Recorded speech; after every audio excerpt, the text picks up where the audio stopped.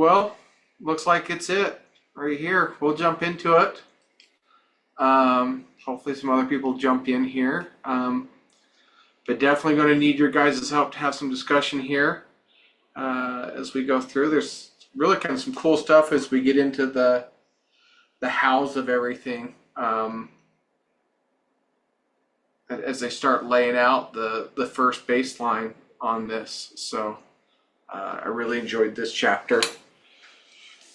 Pull it up here and start reading through some of the stuff I highlighted, and then we can kind of have a quick discussion and maybe even get out early for the night here.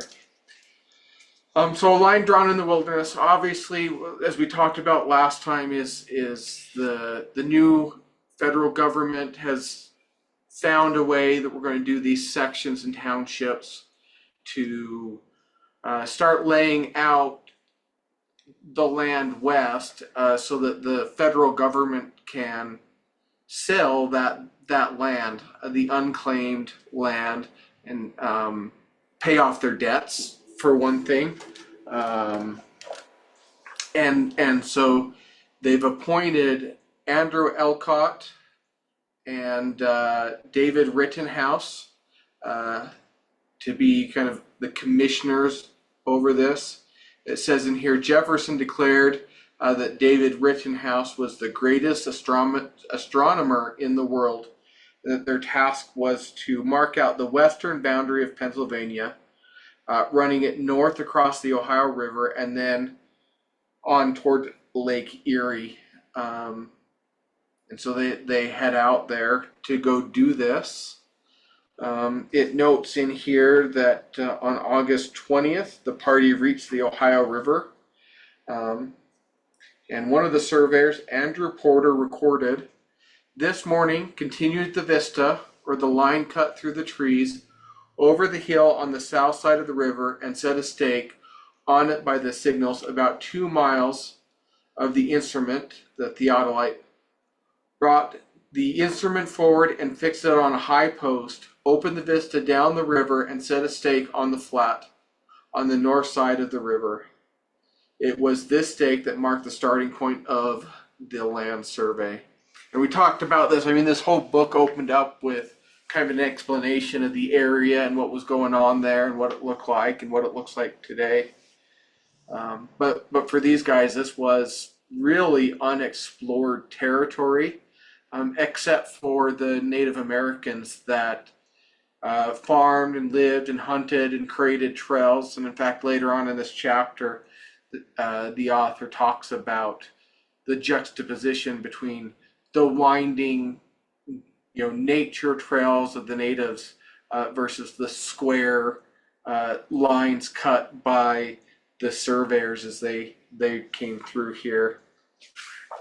I didn't know this, but this was really interesting as we started reading through here. Obviously those old survey crews were, they were personnel intensive. It says that from a surveyor's point of view, open forest was preferable to scrub, obviously, because it's easy just to run line and see down with the theodolite there. Where every yard had to be hacked clear so that chainmen could measure out the land. Nevertheless, the 40-strong team that camped with Thomas Hutchins beside the Ohio River, the largest group consisted of heavy-shouldered axemen recruited to cut down trees that might obscure the view. So you can just imagine a 40-person survey crew just hacking away all the way through this line. And this was heavily treed area, in this part of the United States. Quite the sight there. And then it teaches us that because this is the first of its kind, that the land was to belong to the United States, they appointed a surveyor from each of the 13 states to be represented here. And this kind of tells you the mindset of some of these. Only 8 had bothered to make the 2-week journey by coach from Philadelphia to Pittsburgh over tracks pitted by potholes and tree stumps, and then by horseback to the river. And then significantly, at least 3 of them were advanced men for the land speculators. So So we don't have that standard, you know, ethically neutral surveyor view that we try and have today, right? Where we're supposed to be respecting the deed and following the footsteps and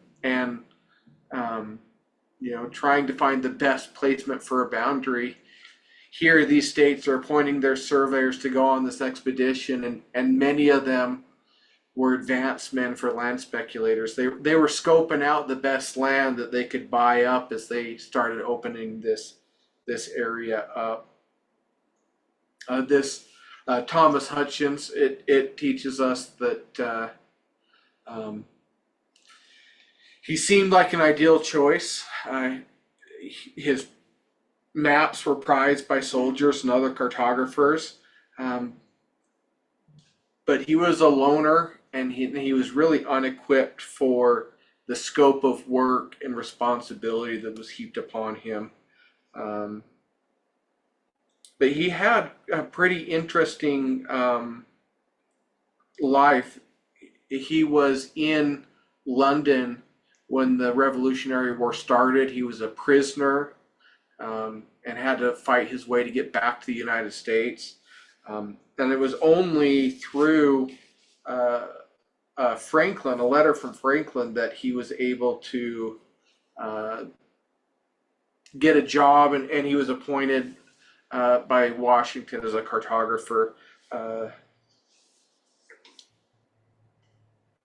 he had served in the army, so again, on paper, he seemed like a really great fit, but just could not hack it. And we'll read a little bit more of that as we get in.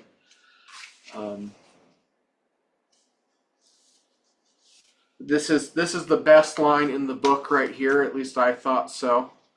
So it says, Hutchison outlined, and this is during his military service, outlined a model for the construction of frontier settlements, recommending that they should be made up of 1 mile square parcels of land arranged around a square defensive hub on a riverbank. And it says some historians have given Hutchins credit for thus creating the blueprint for the land survey. But his claim is no stronger than Putnam's or those who advocated keeping things, and this is it, who advocated keeping things simple for dumb surveyors. That's what we need is keeping it simple for us dumb surveyors. These squares that we can just recreate and retrace. So I thought I'd throw it to the group. If you guys notice that, or what you guys have thoughts on, is it really that simple, the public land survey system? Well, you got to remember a lot of the surveyors back then were not really trained surveyors. Some of them were mathematicians or other scientific type of men, but even somebody that just basically bought the equipment would hang a shingle out and become a surveyor. So, trying to keep things simple kind of played to the strengths or the weaknesses of that particular group of people that went out there and marked land boundaries. Absolutely. So how about today? I mean, we Jerry mentioned a lot of these guys could just buy up the equipment or go out and call themselves a surveyor. We're having a lot of discussions today about licensure, and what a professional is or what a surveyor is, and why licensure education is so important. How are those discussions happening in your guys' states right now? Are you seeing any shifts? We have a shift out here in Virginia. They are trying to make it more appealing. Instead of a 12-year process, it's cut down on time, and we are starting an apprenticeship program to really aid in being qualified and actually the understanding of what it means to be a licensed surveyor. So there's some positive things that are coming to play for Virginia. What does the apprenticeship look like there? Is that just, an experience track towards licensure? Or is there something more formal that your state society is sponsoring? So the apprenticeship program is experience based, and it heavily is structured in to make sure you get experience all around. So it helps with the lack of educational programs we have out here. So we have certificates that you can go to school for, and we send people out to East Tennessee to get an associate's degree there, or you can try to find a different online, but East Tennessee is beneficial for our society because they can get in-state tuition for the ties we've made with them. So it's kind of like a to help fill in that gap of the opportunity that we have in here, but also to give them what they need to know and experience. So it's a big thing. It's not quite launched yet, but it'll be launched sometime next year. Okay, I like it. Anyone else want to jump in and kind of talk about what you guys are doing in your states for licensure, education, ensuring that we're professionals? Well, we have our tech programs here at the tech schools, and it looks like we're going to get maybe a bachelor's degree of sorts at UW-Eau Claire. The problem that we're facing right now is a lot of the tech schools, the programs are relatively small. They're just not getting enrollments, and people aren't coming into the programs. So it's a recruitment issue. We're selling it. I don't think it's so much the education opportunity isn't there, because I think it is. It's just that we're not doing a good enough job drawing people into the profession. And I know that's a struggle in a lot of places, but not sure how to address that issue.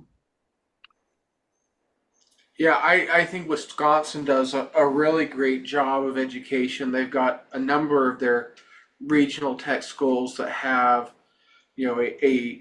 a civil engineering, five, is it five of them, have a civil engineering type degree, and they've tied with that survey classes and degrees. So they're marrying the two programs so that if someone wants to get a survey tracked, they can do that. It's similar, Jerry. We've run into the same program here in Utah, or the same problem is, for years and years, it was Salt Lake Community College. It was the only place to get a degree. You could get an associate's degree as a community college. The way our state codes are written is the technical schools, which is where your degrees are offered, they're only certificates. We can't get an associate's degree through the technical schools, the way they structured the education system. And so with right now, you can only get licensed with education in Utah, a minimum of an associate. So we can't spread it through the technical. Well, UVU, Utah Valley University, opened a program, and they went so far as actually opening up a bachelor's program. But as each of those programs ran concurrently, they were cannibalizing each other, that each was stealing students, and none of them were ever really that strong. And eventually Slick shut down for a number of reasons. We lost our champion, who retired and passed away. And so we had quite a few challenges in recruitment as well to keep those programs going. And because they're state funded schools, there's, the tax dollars have to be justified in order to keep them open. That's a huge challenge. Anyone else want to jump in on what your states are doing, or what the discussion looks like around professional surveyors?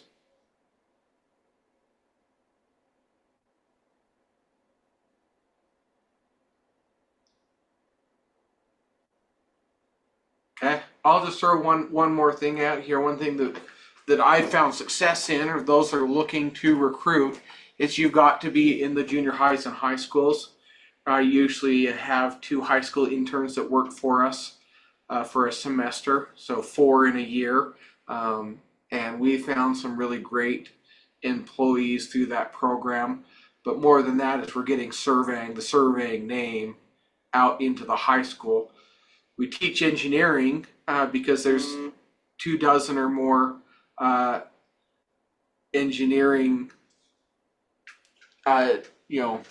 subsets, and so economically you can teach all those and cover a lot and justify it even in the high schools.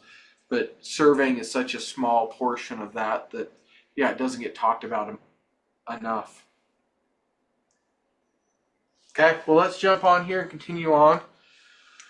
So as I noted earlier, when the Revolutionary War broke out, Thomas Hutchins was in London.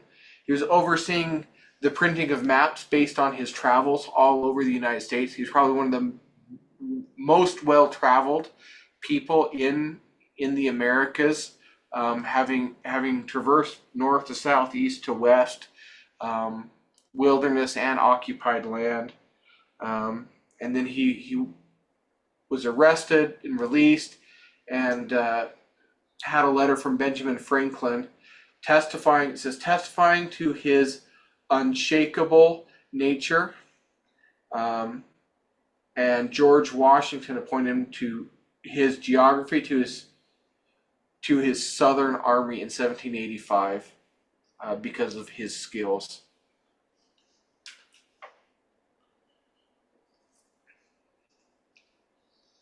So let's get into a little bit of how they started laying out this first baseline. So it says, using a sextant to check his position against the sun and pole star, Hutchins established that the survey starting point lay on the latitude of 40 degrees, 38 minutes, and 2 seconds north. And there's a little footnote here. It says modern methods indicate that he was actually 25 seconds, or about 850 yards farther north than he calculated, which was an acceptable error for a surveyor of his day who was not using a zenith sector.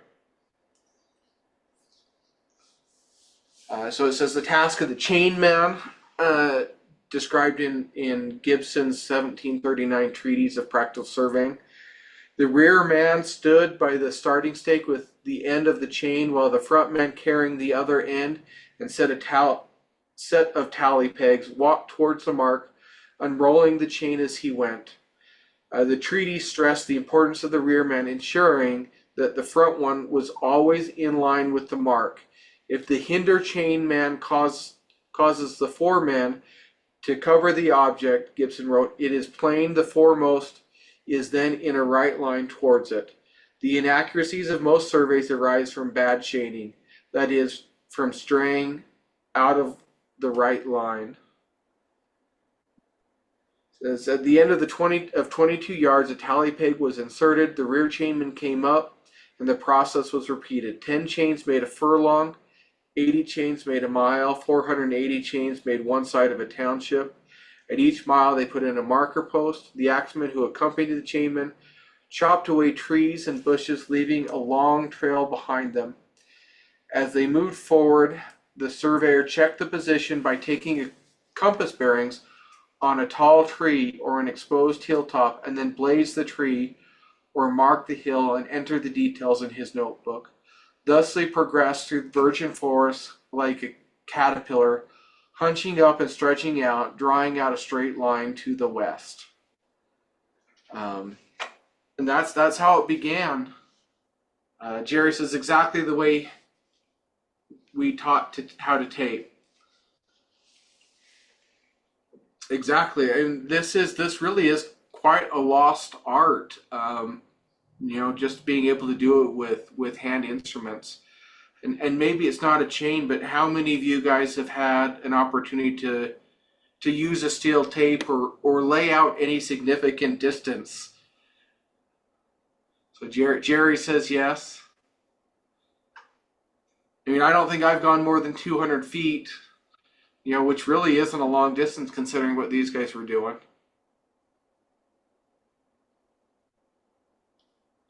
Joey says only in school. Yeah, we use the scale and the special metal grabber thing, but for like 2 labs, then we switch to total stations.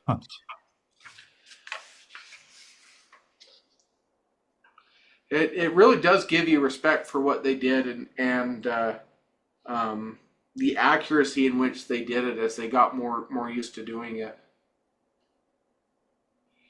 David said, I got to verify an Olympic pull with a steel tape.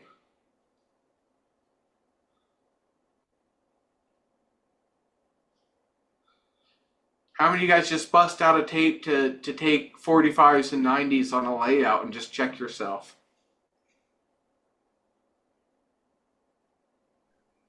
We had we have the students here have Engineers Without Border chapter that they go and to Guyana every year and do construction there, and they tried to complicate the hell out of something once, laying out batter boards and stuff for a rectangular building. And I told them just use a tape. So I showed them basically instead of using total station stuff, just use a tape. It was a really simple process once you break it down to the fundamentals. Sometimes the simplest equipment and the simplest processes are the easiest way to do it. Absolutely. Teresa threw out the regular tape to check construction islands and radiuses. Yeah, you should never be outside without a tape on you. And, you look back at all your stakes, make sure they're in a line, pull out your tape to check your radius, make sure your offsets are good. All sorts of really good practices, really small, simple things to do that make a big, big difference in the professional work we provide.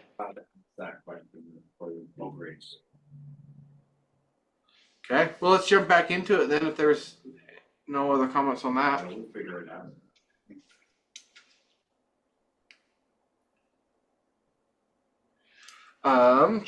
Going through my notes here.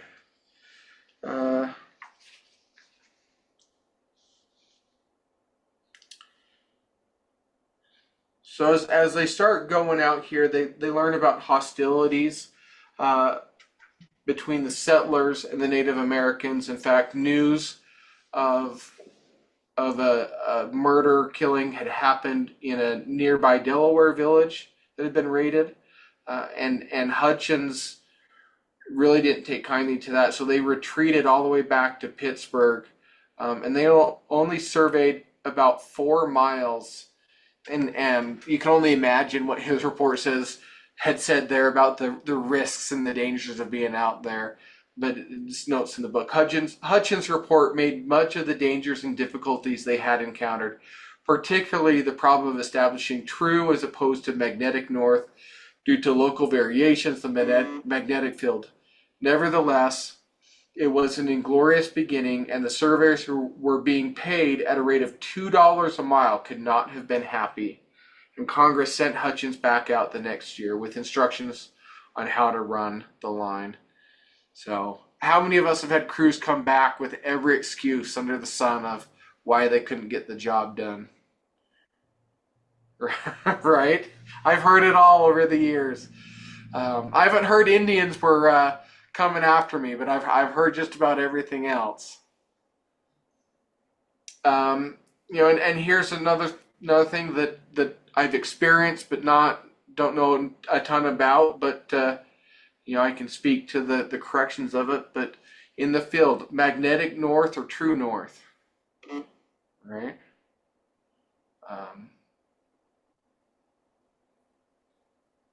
Some of the challenges they actually did have out there,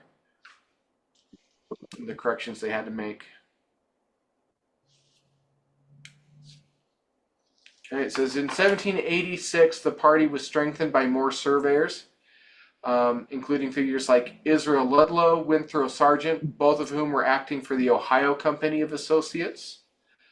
They had a military guard with troops to keep the Indians at bay, and the work went a lot better.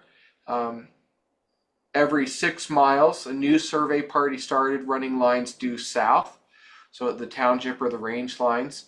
And Hutchinson's base.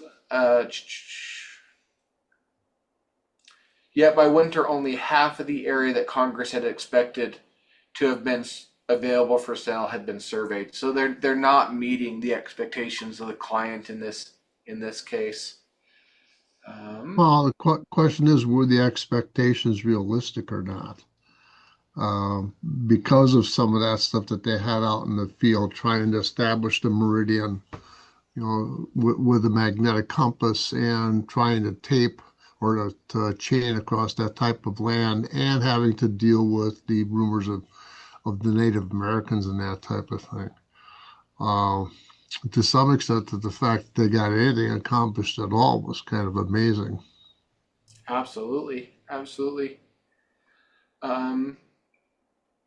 So there's this book here by C. Albert White, and I just put the link for this book in the chat here. I've got a printout of it. If you look on Amazon, the hardcover copy is about $380 some odd dollars.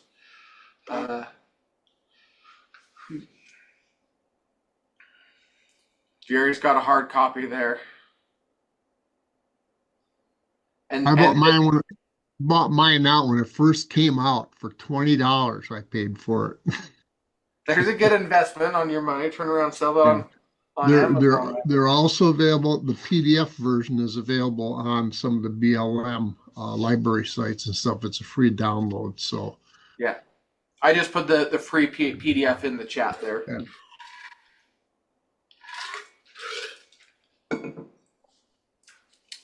It says few of the east-west lines cross the north-south ones at right angles. As a result, the intended grid of squares had become grid of diamonds and irregular quadrilaterals.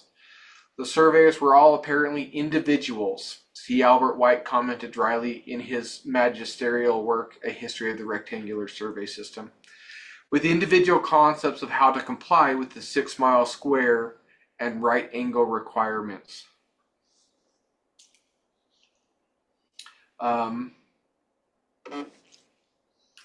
Says in here, make sure I've got it in my thing. By the time they were done, they had veered south significantly as they had laid the line out as well. And then a next set of challenges that comes up for these guys is the land speculators. They want to start purchasing this, and the intention was to sell this land to individuals, to families, to go out and improve. But you had all these land speculators and land companies that want to buy it up, and obviously those guys are the ones with money and influence, and so they're trying to convince Congress to ignore the intention of the 1785 ordinance. So he says the only question was whether the Congress could be persuaded to ignore the clear intention of the 1785 ordinance to sell the land in the Northwest to individuals and communities and not to speculators. That doubt was dispelled by the Ohio company whose originator and guiding spirit was the redoubtable Rufus Putnam. The company was to make him rich, but that was not his original intention. It started as the realization of the idea that he had outlined to Washington to settle New England veterans in the strategically important Western Territory.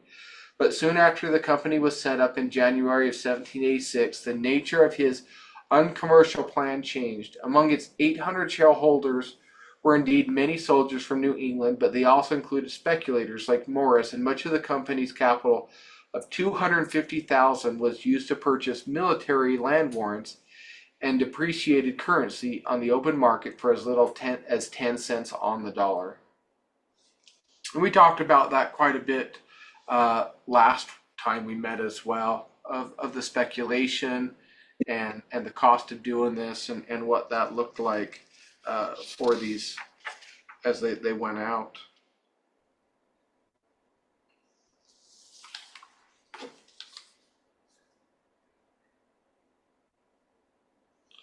Going through my notes here, make sure we're not missing anything. Continue on, just a couple of things to note here. The government's price for land was nominally $1 an acre, but Cutler's persuasive manner was eventually to bring it down to 25 cents an acre, most of which was paid in paper money. So the real cost of the company was approximately 12 cents an acre. How many of you guys would like to go buy some land for 12 cents an acre? Love to grab some of that up there. And then, so on July 13th, 1787, an ordinance for the governance of the territory of the United States northwest of the Ohio River was passed by Congress. Between 3 and 5 states were to be carved from the Northwest Territory. These eventually included all of present-day Ohio, Indiana, and Illinois, and most of Michigan. Their citizens would be guaranteed elected government as in the existing 13 states, but 3 years in advance of U.S. Constitution, they also were assured of freedom of religion, trial by jury, and due process of law. So this is really the beginnings of those new territories there. Says here, for the first time, an American state was to grow up around an entirely American structure of government, and an American set of principles.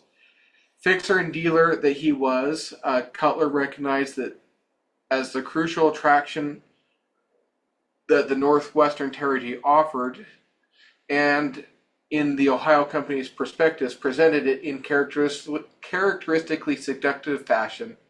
Says there will be one advantage which no other part of the earth can boast, and which probably will never occur. In that order to begin right, there will be no wrong habits to combat, no inveterate systems to overturn. There is no rubbish to remove before you can lay the foundation. And so there was this, let's start fresh and clean, which is a pretty appealing to these settlers.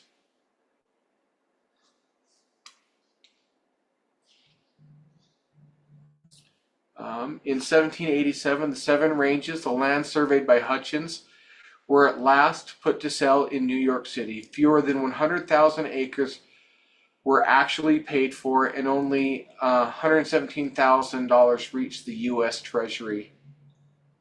There were good reasons for this disappointing result. The smallest parcel of land on offer, a 1 square mile section, cost $640, a sum that had to be paid on purchase and was beyond the means of all but the wealthy individuals.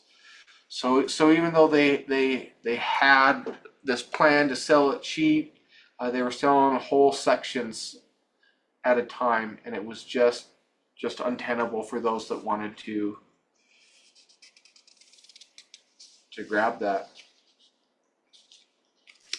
And then Congress in return, reacts to this. They suspended the public survey, and for the next 8 years until 1795, private land companies were virtually alone in selling the U.S. land west of the Ohio. It seemed as though the great experiment had failed. Jefferson's plan had failed. And most of the land had been bought by speculators. It says, nevertheless, the unique advantage of the grid system was demonstrated when the very first patent was issued in New York City Land Office on March 4th, 1788. It went to one John Martin, who paid $640 for 1 square mile section of the Northwestern Territory, identified as Lot 20, Township 7, Range 4. Even now, this is almost an anonymous parcel of field, wood, and rock in Belmont County, Ohio.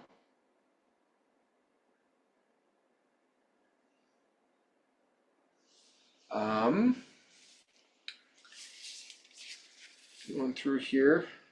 In the spring of 1788, Rufus Putnam led the first party of 47 settlers to the company's new land, having built a great barge, which they named the Adventure Galley, and several smaller boats. They launched them on the Youghiogheny River in western Pennsylvania and drifted on the current until they met the Ohio at Pittsburgh.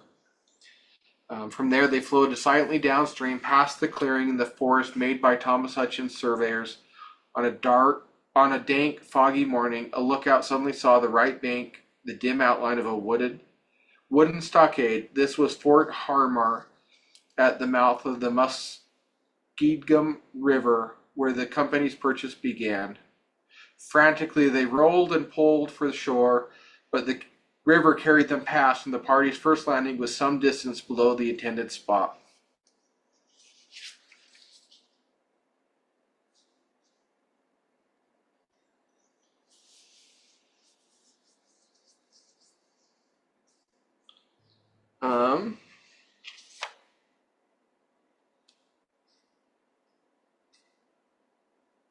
I just like that picture of you're finally there, and you just pass it.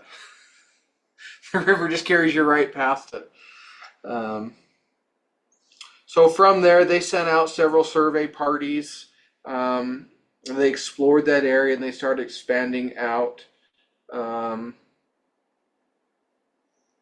And if you've ever had the chance to go retrace or survey through that area, or we've pulled up maps of those sections out here, you can see the irregular and haphazard way in which they were laid out.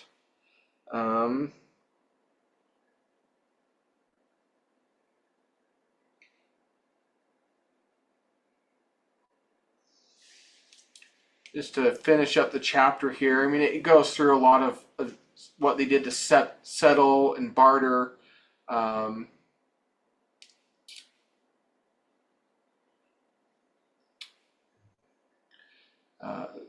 Talks about the mounds between the Muskingum and about 3/4 mile away from the Ohio Putnam.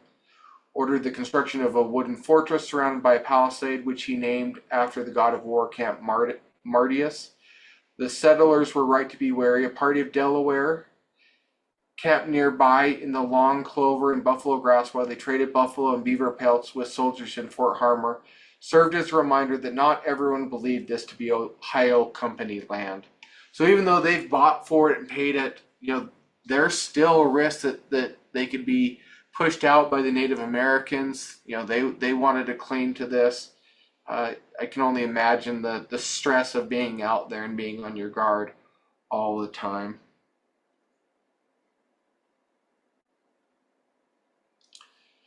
So it says here, the surveyors used only the circumferentor for direction and Gunter's chain for distance. They planted posts or blazed trees at corners and in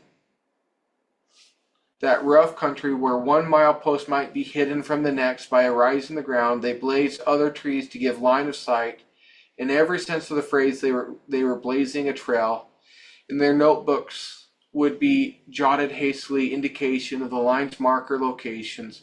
From the milepost, the Spanish oak, 14 inches diameter, bears north, 8315 east, 30 chains and a half length distance, with 6 notches and a blaze under them, and a white oak, 20 inches in diameter, bears south, 20 degrees, 30 minutes east, 50 lengths distance, marked in the same manner. So how many of you guys have ever actually... Oh, go ahead, Jerry. Well, I was going to say, if we back up just a second, Yeah. on page 86, about halfway down, I wasn't aware of this, but in that paragraph that starts with, in the summer of 1788, Putnam set out several survey parties. About 2/3 of the way down there, it says Congress had dropped a requirement that the meridians run due north-south, and he did not fuss about it either. So I'd never heard of that. At least it wasn't what I could see part of any of the official instructions. It must have been just something that was communicated to the surveyors out in the field. So what were they supposed to do? Is anybody familiar with that? I'm not. Thanks for pointing that out. It's probably a reaction to, the challenges of of magnetic north versus true north, Yeah, and see, your yeah, ability because to do sun sites and all that. yeah, if you read on further, it says, correcting for local magnetic variations and all that kind of stuff. So evidently, magnetic north was good enough for the Lions, but they had to have horrendous types of misclosure on stuff if they closed anything. Yeah. Hmm. That's one I just wasn't aware of. And the other thing is Israel Ludlow, beginning in the next paragraph. His stuff was even worse if you read the description of the type of stuff that he ran. And it's interesting because Israel Ludlow was one of the people that came to fortify the Seven Ranges survey. When you go back to where they talk about the Seven Ranges when they came back out for the second time, he was one of the additional people that had come out that was supposed to help fortify the surveys. And it turns out that he was basically a horseshit surveyor. Sounds about right, right?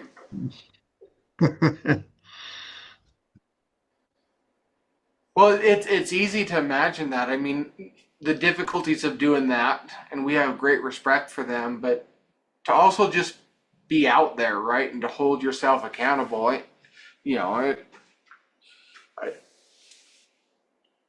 to just put the effort in to do it right would be so hard, and how easy would it be to slip into? I'm just going to run it, right? We're just going to Yeah, get it but done. but the thing is that Putnam employed him because not because he was good, but because he was fast.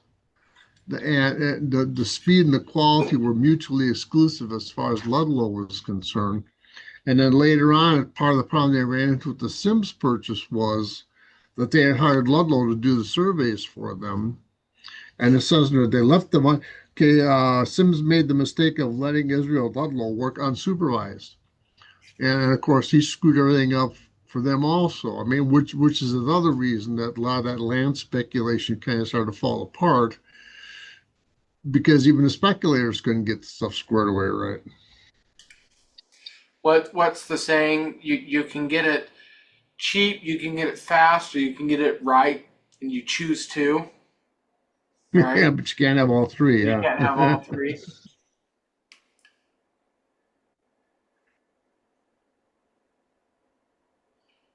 Yeah, see, yeah, you just noted here. What Putnam valued in Ludlow was that he got the job done.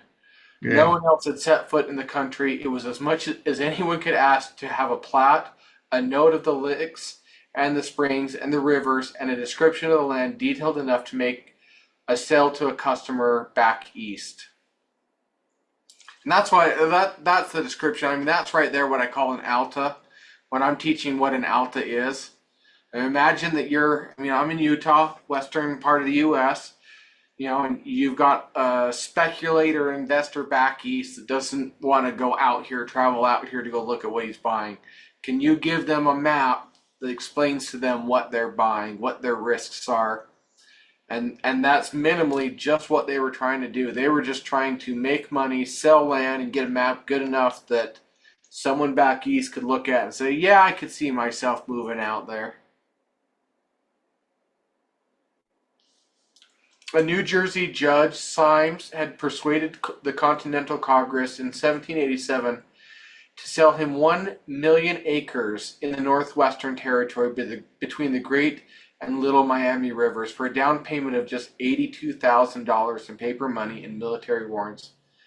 His deal had the backing of Jonathan Dayton, who was shortly to become Speaker of the new Congress, and in return Dayton was able to secure the best part of 4 townships, some of which became the present city named for him, Dayton, Ohio.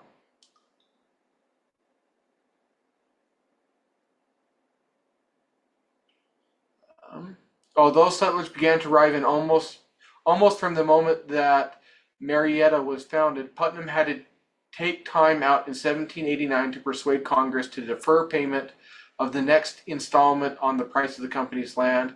It was not a job for which he was suited, and probably the first time in his life his courage failed. If we remember a few chapters back when we talked about Putnam and how, you know, stalwart he was, what his family, his daughter talked about how he was just this man of work ethic and integrity and power. It says a frantic letter arrived in Ipswich, Massachusetts, addressed to the Reverend Cutler. Your presence here is very much wanted, Putnam wrote. I have not time to explain to you the necessity of your being on the spot as soon as possible. Can only tell you that if you have any regard to your own interest, you will set out for New York without loss of time. I repeat it, my dear friend, come on without loss of time. Come, my dear friend, don't fail. The silver-tongued cleric raced to Putnam's assistance. With the public survey suspended, Congress had no real option but to keep faith with the company, and Cutler was able to win a temporary suspension of payments.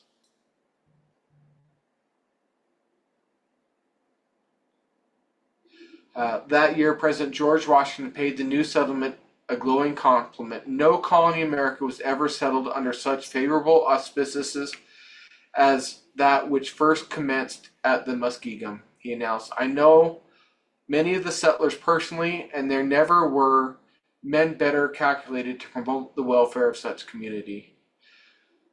The one Washington knew best was the settlers' lead, and in his autobiography, Putnam admitted modestly that whatever troubles the world might have heaped upon his straight back, he had always found his commander-in-chief's opinion of him to be no small source of consolation.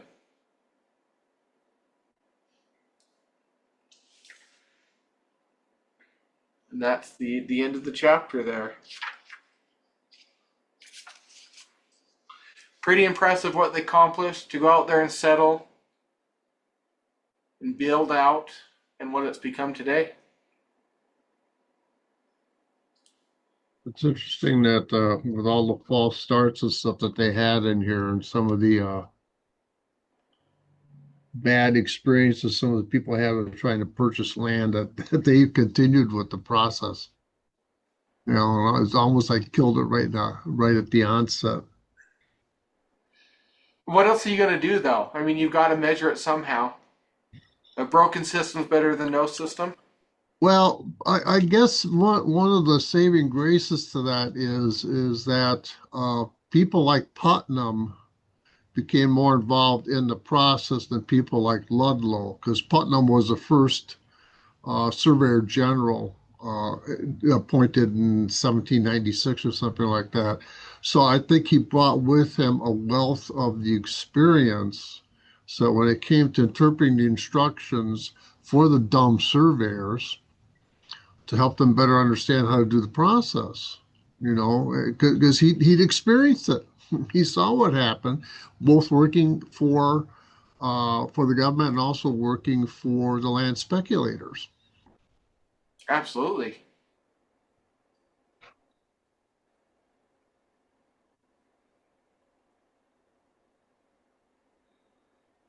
Any other comments from? This chapter kind of reminds me of when we have new rodmen go out to the field and they try to take on tasks. We simplify it as much as possible, but sometimes marks not always hit. And so I think like with Putnam, perhaps he's like, you just need to make sure that you've got 80 chains on this side, that side, and that side. And it might be a big reason why, like, it was so simple that it couldn't really be done well. Because it was more about speed and it was more about just marking it off.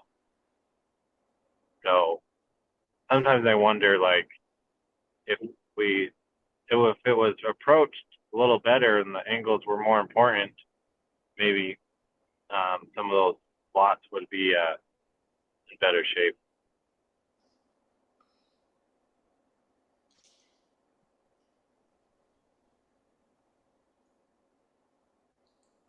Would have been interesting to see if that had happened, how it would have affected settlement of the Western lands, how if it would have impeded it at all, if we'd had more squatters and stuff, because part of the reason the speed was important was to get the land surveyed before it was settled, let alone getting the inventory of what was out there so people could make intelligent choices about the land that they were buying.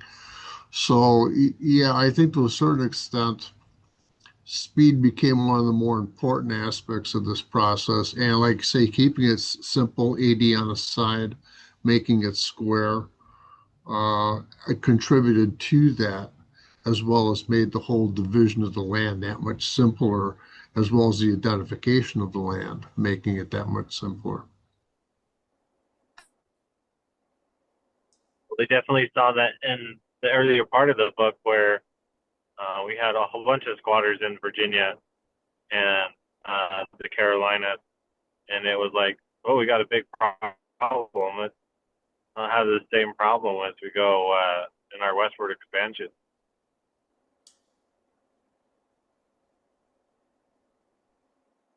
We were discussing this a little bit last week.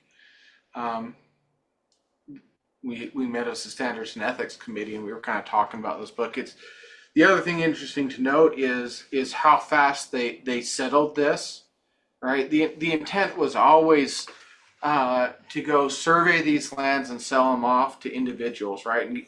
And particularly in this time, the federal government was deeply in debt and needed this sold off so they could pay off their debts to foreign countries where they were borrowing money for the war. But as we moved west, we moved west faster than we could settle it.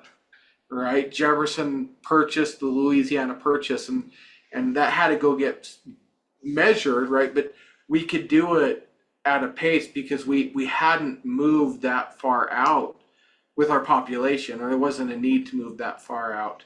And certainly as we get further west into, Colorado, Wyoming, Utah, Nevada, California is kind of a different story because they start going from west to east in their settlement. It's quite interesting to note how it was surveyed and then held by the federal government and not sold like a lot of these lands were. You get more, the technology gets better, more surveyors get trained, and you definitely see a difference in the quality of the maps that you get, the squareness of the sections and all that. That's not to say there's not issues out here. We definitely had some barroom surveyors out west here, but it's pretty interesting to see how all those tie together. Plus the general idea of how this is supposed to happen. You set the initial point, run the baseline, the principal meridian, then the guide meridian, all that kind of stuff. It doesn't happen that way, because that's not where the pressure of settlement is.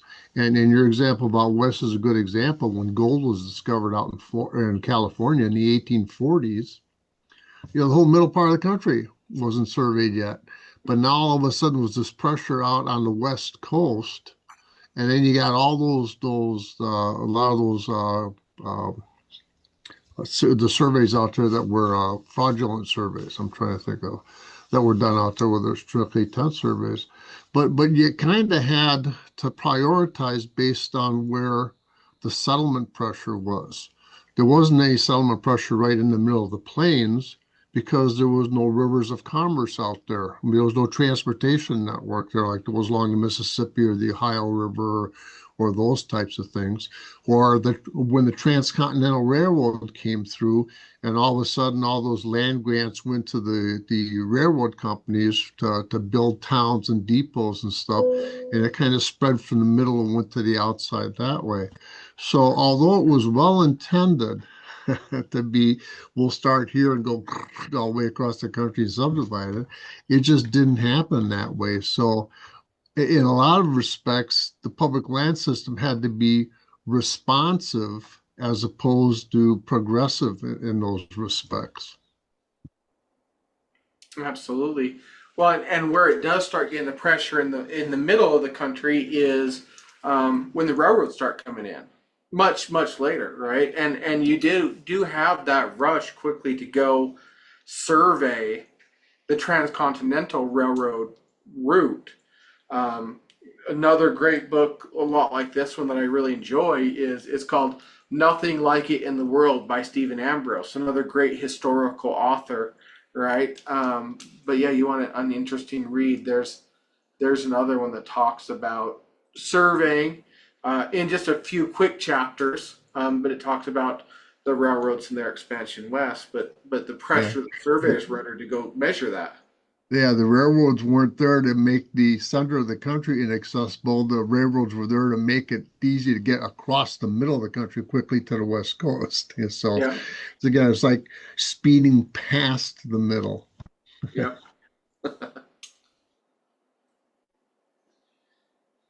Okay, well, I appreciate you guys being on here. As I noted, we're starting to get fewer and fewer in numbers, and I don't know if this just wasn't the right book. I'm thoroughly enjoying it, but I'm gonna throw a challenge out to everybody.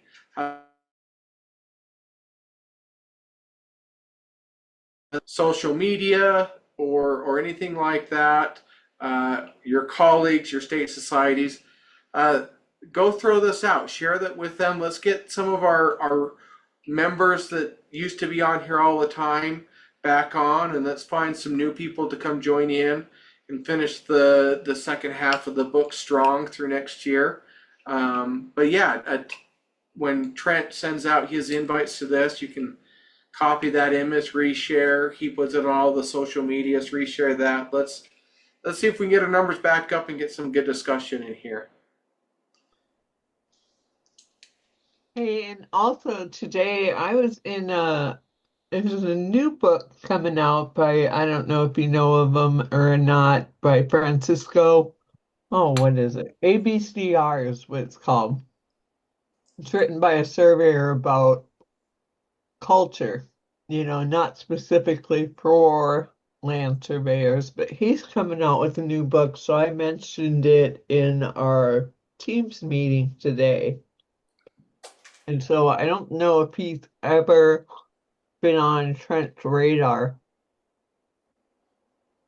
to do that, but it's a book that he's coming out with. It's not written yet. It won't be done until June, but it's kind of interesting. So I did mention that, and maybe if we can repost on our own LinkedIn pages to YSN and our CLSA chapters or any of your local chapters. We do it in the San Joaquin Valley chapter. We always mention Mentoring Mondays and Wisdom Wednesdays, so it's always on there and it has links to it. So we're pretty good about it in our local chapter, but wouldn't be bad if everybody went out and did it on their own LinkedIn pages, right? Yeah, no, that would be really great. I would appreciate it. I when we have good discussion, this makes us go a lot better. And I feel like sometimes I'm just reading stuff to get discussion going. So I would certainly appreciate that. But I appreciate you guys that have always been on here. Jerry and Teresa, you guys have been from the beginning through all of this. So I really I haven't appreciate missed a book yet, but I'm sure I've missed a few. I'm a little bit more tardier than Jerry. it. Jerry's missed a couple of weeks, but he's been here for every book too. So Yeah, Yeah. well, when you're retired, you have all that time on your hands, you know. yeah. Well, when are you gonna go back to work so you can retire at something else again? Well, I got a bunch of conferences and institutes coming up in the next couple months. I'm doing so we'll see. Are you going to make it down to our multi-state Vegas one? Yeah, I'm scheduled for that, and I'm scheduled for Washington in February, and I've got Iowa next month, workshop in Iowa next month. So, um, yeah, I'm busy right now. Good, good. Keeps me out of trouble. What can I say? Yeah. Yeah, that's fair. Well, I'll look forward to seeing you in person. We Oh, got good. March there, three months, but yeah. Well, you guys have a great night. Have a great Christmas and New Year's, and You too. we Happy will see holidays, you everybody. Thank next you. year with the French Dimension. Okay. Have a good Okay. night, everybody. Good night. Thank you, guys.